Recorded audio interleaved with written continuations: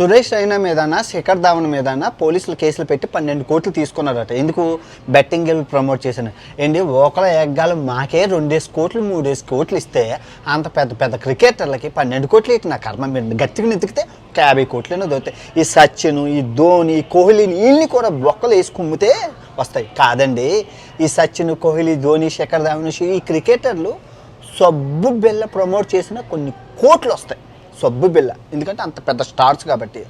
ఏం కర్మండి సబ్స్క్రైబర్ అభిమానులు మోసం చేయడం? నిజంగానా? ఎన్ని వేల కోట్లు నిజంగా ఎంత వీళ్ళకి తెలీదా? అది అన్నీ ప్రపంచంలో ఏది ఉచితంగా రాదా? అన్నీ వందల కోట్లు మనకి ఇస్తున్నారంటే వాళ్ళు ఎంత మోసం చేస్తున్నారు. వాళ్ళకి ఏం పోయింది? వీళ్ళతో ప్రమోట్ చేయించి కోట్లు ఇండియా నుంచి తీసుకెళ్ళిపోయారు. ఎండ్ ఆఫ్ ద డే బాధపడుతుంది ఎవరు? అభిమానులే కదా.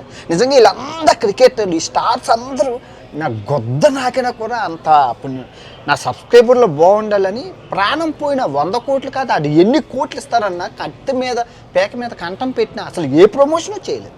అభిమానుల్ని మనం దేవుళ్ళ పూజ వాళ్ళు ఉండబట్టే కదా మనం ఉన్నాం. ఆ ఇంకిత జ్ఞానం లేదు యాదవ్ నా కొడుకులకి.